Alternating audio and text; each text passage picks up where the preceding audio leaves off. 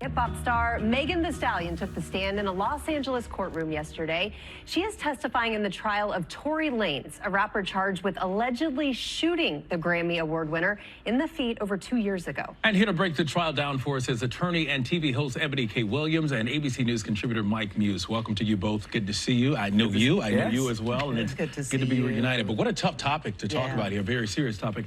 She took the stand yesterday. Can you talk about that? Yeah, DeMarco, she took the stand and she was very emotional in taking the stand. You don't always see that from someone testifying. She admitted how, just devastating it was for her to confront Tory in this way, see him in the courtroom, and feel so sad that she had to testify. But she knew she had to, DeMarco. And she, talked about what happened that evening, and it was emotional. Her sex life came up, their previous relationship context, and ultimately she was shot several times. And in a situation like this, how critical was it for her to take the stand? It was essential.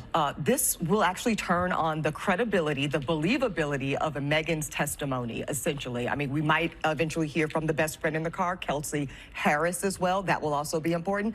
But ultimately, this jury has to buy in to Megan, her ability to tell the truth, and frankly, some empathy there. And Eboni, what challenges does the prosecution face in this trial? They're going to have a huge uphill battle. Like in most criminal cases, actually, the prosecution has all the burden. They actually have to prove beyond a reasonable doubt the guilt of this defendant. And it's going to be tough because you've got Tory, who doesn't have to take the stand. He can actually sit there with his defense team, say nothing other than the prosecution did not meet their burden, and he could be acquitted. So this is all going to be on the prosecution.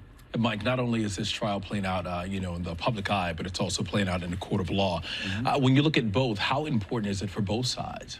It really is. When it comes to the court of public opinion, it actually really matters. And what you see right now is three different dynamics at play.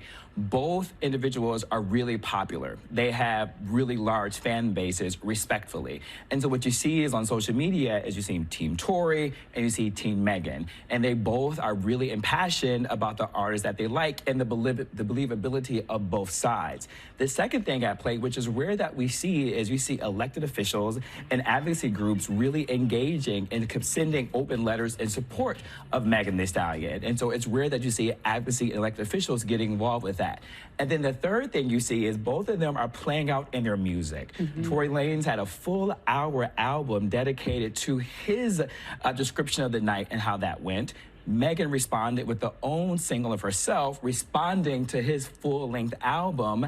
And then you also, too, had Drake get involved with a subliminal verse that some say was from Megan Thee Stallion, which he hasn't had a comment on that. So you have all these three different dynamics of tiers. It really creates a really fascinating place to where we don't normally see in a courtroom with two celebrities. You usually see one, but not both. To Mike's point, that actually might play against Tory a little bit, some of that subliminal talk in the music. The judge doesn't like it. Judge doesn't like it. He actually, yesterday during trial, was reprimanded by the judge, actually cuffed and escorted out of the courtroom because the judge said, hey, I already told you not to harass Megan Thee Stallion. And that harassment can take the form, to Mike's point, in the form of lyrical content and music. So I do think he's got to be a little, a little more aware there. And because of that, a lot of people said this is a pure example of how black women have been disrespected, for decades. Can you touch on that? I can.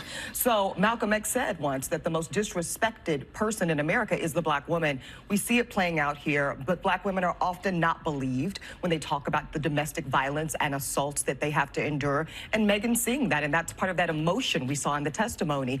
I believe she was quoted, y'all, in saying if she would have known it would have been this awful for her emotionally and publicly, she would have rather die. I mean, how devastating is that? But she talked about that in an essay that she wrote for the New York Times. And she talked about her belief of not wanting to come forward because she knew that her character would be attacked. She knew that she would be harassed. And the essay was really about protecting black women and believing black women. And hopefully in that essay, she was hoping that more black women would not only come forward in a situation like this, because she really leaned into, you don't often have to be a victim of domestic violence in being a relationship to still be a victim. So there's actually a lot at stake in this case, not just the court of law, but also the court of public opinion. And this will send a lot of shockwaves, whatever happens with this, right? Absolutely. The outcomes here will be indicative, I think, of where the culture stands on this issue. Yeah. Particularly, you have two celebrities. This is rare. We typically don't have two celebrities. You usually have someone who's well-loved, and then you have a villain, usually in the courtroom. But now you have two protagonists, right? And so who is the antagonist in the situation? Who is a villain in the sense of public opinion? Right. And I think this is what makes this dynamic really fascinating to watch.